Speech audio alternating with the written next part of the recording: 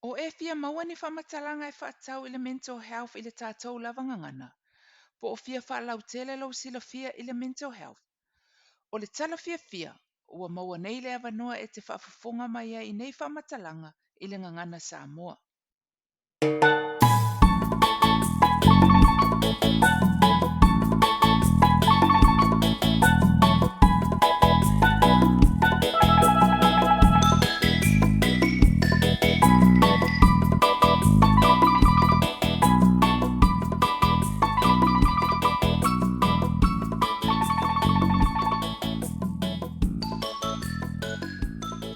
Malo le soifua ma le langi e mama i le whaafafonga le tatou atunu. O le nei por kalame, ua amataina e whaonga ai le nei ala o fisota inga i le tātou lavangangana ina ia tala noa ina le soifua manuia o le mawhauwhau po le mental health. O le whaamoemoe ina ia tufa ma whaasoa atu le atunu o whaamatalanga e winga i le tausia ma waaia le lei o le soifua manuia o le mawhauwhau ai whaapea fo i le malama i a unga ma mafua anga o le ngase po le mental illness. O le lava o le silafia e whaatau le mental health ma le mental illness ma ona mafua anga e mawhai ai ona whaalau tele le silafia i le nei mta upu. E vave ai ona sa ailia se fisosoani pe amana o mia. Whaapea fo i le malama i awala e puipuia ma waaia le soifua manuia o le mawhauwhau. Ai mai se le fo ia o le tusi lima, ia i lātou ua afia i le ngase i to tono a inga ma le community ona o le malama. O le nei tau mawhainga e mo i lātou o Migrant Samoa, po i tātou ua malanga e se mai ma Samoa ma lala i nei i New Zealand. I lātou e mo umia le fisosoani i le ngangana. Ai whaapea fo i o tātou tangata Samoa i so o se tafo le nei lalolangi e moa mai le nei whaasalaunga o fia malama i le mental health ma le mental illness. O le polo kalame mua le nei po le first episode o le a whaingoa o le introduction. E whaailoa atu ai le pongai ma le mafua anga o le nei tau mawhainga. E ala lea i le whaailoa atu o lo o nei tangata. O lo ingoa o ta avale Ioana Molipola, o ta avale o le eisi o ingoa e le o se ingoa matai. O lo ingoa Ioana e wha o ngā tele i le ngaluenga, a onga, le a inga ma uo, ma i lātou e iloa au. O te sau mai le nuu o vailu tai ma fasito o tai, i le itu maloa ana numela tolu i le motu o upolu. O vailu tai sa o wola e ai mana i o mātua ma le a inga. Sa o wā onga i Catholic schools, a mata mai le primary se i o le vasenga mawalulunga. Sa whai ua onga i le Form 6 i le Catholic Senior School i moa i a pia. Na mai a ua onga o na uwhainga luenga lea i le Bank of Western Samoa po le ANZ o wailoa i nei. Na mawaini nai tausanga, na mātou malanga mai lea ma le tamao le a inga ma le whanau i au kilani New Zealand. A wase sa ilinga o le lumana i o le whanau. Ina ua taunu umai New Zealand, wa te le suinga ua waaia. E pei o le mua ua nofo vava mamao o tatou a inga. Lua, o le ngangana ua tele ina whao ngā e fisota i ai maisi e le o ni Samoa. E pei o a onga, o le ofisa e pei o le wins, ia whaapea fo i le whale mai. Numela tolu, o le mana o mia le o le se le ni a tausi ai le a inga ia so uma. E le pei o le o langa o tatou i Samoa e mo i lava e mana o mia le se le ni. Ai o loo sa o loto le nofo, ma maua le mea ai mai le sami, ma le lau whanua e tausi ai le a inga. O le mafua anga lea na o onga umalo le whanau, na whai e ilo le whai unga e a matala ua onga i le nursing school i le MIT o Tara. E su e aise anga luenga e fisosoani e tausi ai le a inga. O le amatai o la ua onga le nursing, na tele ni mea o ngā sa o mawaina ai, e pei o le mua na avea lea maava noa o wiloa ai le tele o isi matanga luenga i tutono o le healthcare i New Zealand. Lua, ua o malama ai le tūlanga mawalalo o loo i le soifua malolo ina o tātou tangata Pasifika po le poor health outcomes e whaatusa i tangata mai isi atunu o loo no nofo i tutono o New Zealand. Lona tolu, ua o wiloa ai le tā ua o le iloa o na tautala i le ngangana Samoa Ma lo'o malamalama i le tū ma le aganuu i totonu o le matagaluega o le soifua malōlōina. A o whaasolo pea la ua na o manao ai o te whaingaluenga i le mental health o na o mafuaanga nei. Na o aia le mana o mia o tangata Samoa ma le Pasifika i totonu o le au nanga. E le ngata la i le mental health, e whaapea so o se matangaluenga i totonu o le soifua malōlōina. Na whaamanui a ina la unga ma ave aia o ma registered nurse i totonu o New Zealand. Ma o ngā lue ai i le mental health, po o specialise i le mental health. Sa o ngā lue i le tele o matawhai oi po o roles i le matanga luenga i to tonu o Countess Manukau, ma le whale mai au kilani. Wa avea le mental health o se passion, po se ngā luenga ua whaananau i ele mawhauwhau ma le loto. Ma ua sili atu na ilo o le sa ilinga o le seleni e tausia i le ainga. Ai wa avea ma aua lai wha o ngā ai mea alofa ua ia te au, po o skills e tautua i lo tatou atu nuu. O le benefiti o le ngalue ai le matanga luenga, ona e mawhai ona tatongi la waonga po professional development ai o lo o whai ngaluenga pea. E whai ngaluenga lava la maonga ai tatongi e le matanga luenga lo fees i le university. Sa o whaonga ina nei awa noa ta ua i le teimi sa o ngalue ai, ma sa wha amanue ina ma mawai o whailonga e pei o postgraduate certificate, diploma, ma le master's degree ma le University o Kilani. Sa maua umanei whailonga a o loo unga lue pea i le mental health.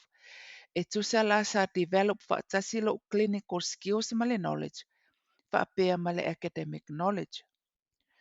Na mawaini nai tausanga ina ua mai ala o master's degree, o na o manao lea e whaawau le ola tau mawhai.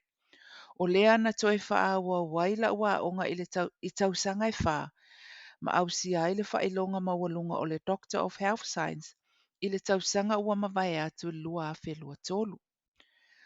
O le taimi nei, ua o ngā lue o se nursing lecturer po o le whaia onga i le University o le Auckland University of Technology i le Nursing School i le o tauina o alo mawhanau o lo o fia avea ma nurses po o tausi soifua i New Zealand.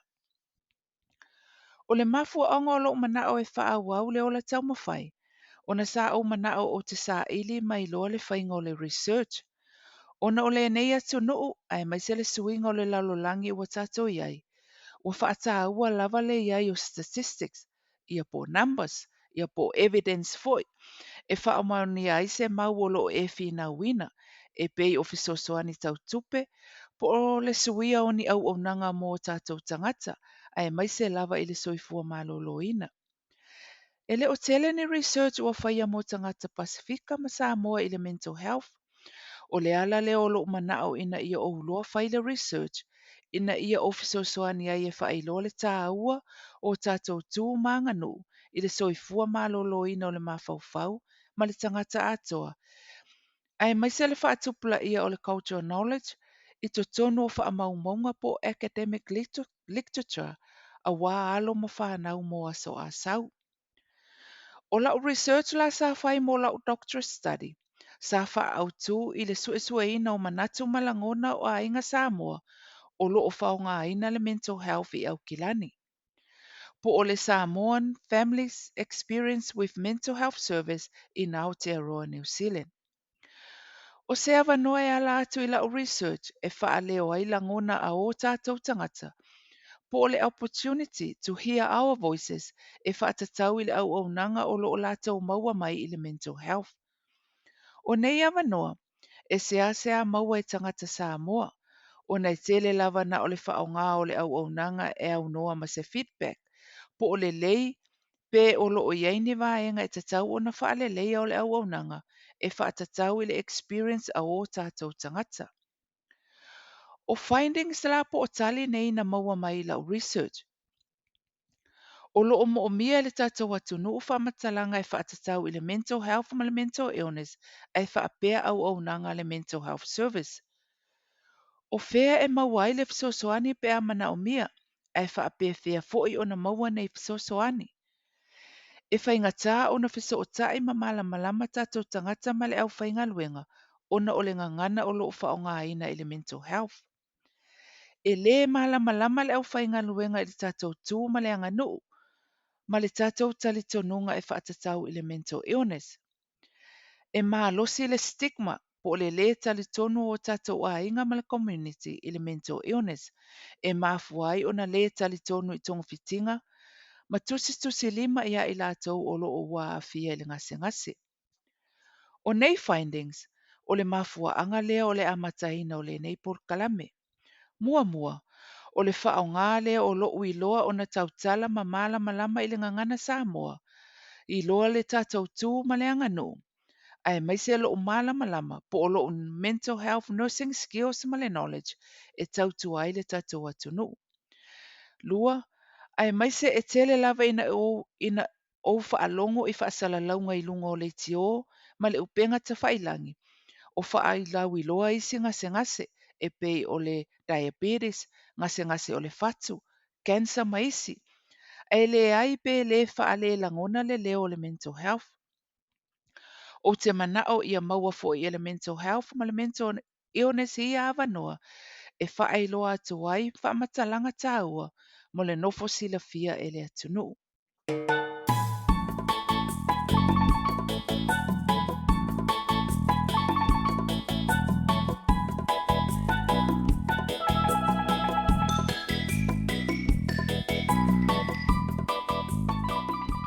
O le isi sini au tū o le amataina o le nei polokalame. O te mana o e avea o mawhaataita inga po o role models mo la o whanau.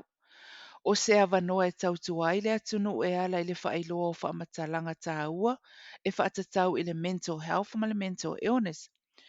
O se au wala e whesosoani ai i le whaamala malama ina o mata upu i le mental health i le tātou lavanga ngana e fō i ai le tusi lima o na ole le malamalama. O le ngangana whaaperetania e whaonga e whesoota i ai tutonu o le matanga luenga. E tā ua le malamalama o le tātou atunu. E sa o ai le whaamatalaina o le ngase ngase. Matala whea ngai ai tonga fitinga e au mai.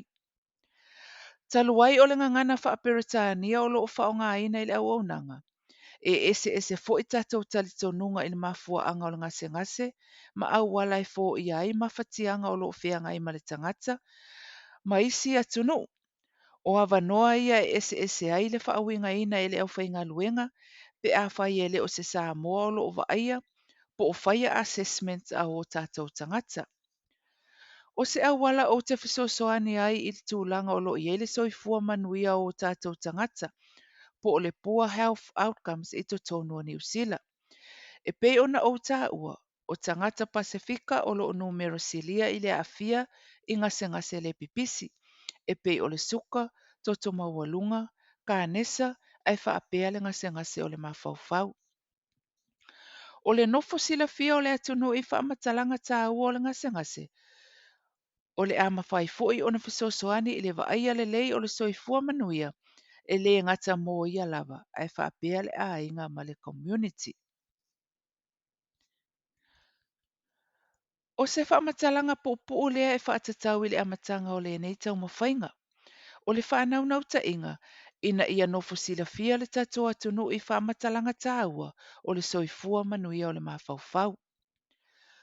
O le whaonga aina o le nei ala o whaso inga po le podcast, e maua ai e le tato atunu o nei whamatalanga i aso uma. I so o se taimi e whetawi ma le tangata. E le pei o isi whaasala launga a uma lava le taimi ua uma foi. O lo o maua nei whaamatalanga i taimi uma o le aso. Pau lava o le iai o lau telefoni mobile, po o le laptop, ma le podcast app, o na mawhai ai lea o na e whaafonga ma maua nei whaamatalanga i so o se taimi o le aso e whetawi ma oe. E pito sili o na tāua o nei whaamatalanga e maua e le ai se tutongi. O le polokalame o lo so o mai, o le whaamalamalama ina o le winga o le upu mental health po le soifua o le mawhauwhau. O le polokalame so o mai ai tua, o le whaamalamalama ina o le mental illness po le ngase o le mawhauwhau. Ua amata atu le tatou polokalame i le whaamalamalama ina o le mental health ma le mental illness. Ona o le tele o tātou tangata, a tā ua le mental health o na whaapea lea o le mental illness. ai ese whaaupunga nei e lua. O le mental health, soifua o le mawhauwhau, e pei o le physical health, soifua o le tino. O ngase lai whaasino i nei whaaupunga, o le mental health, o lona ngase o le mental illness. Ai o le physical health, o lona whaataita inga o le ngase e pei o le suka, toto mawalunga maisi. O isi por kalame e muli mai, e au fia ai a unga, tonga fitinga, ma le mafuaanga o le ngase. Ai whaapea au wala e fesosoani e pui ai, ma fesosoani i le vaaia le lei o le soifua manuia lau tele o le tino o le anganga ma le mawhauwhau. Whaafetai tele mo le whaawanoa ina o lo te mitaua e whaafonga mai ai le nei por kalame. Whaamoe o le a e to e whaafonga mai i le vaenga o le a so o mai. Manuia tele ngā luenga o lo whenga iai. Alofa tele atu i le tatou atu nuu, soifua ma ia manuia.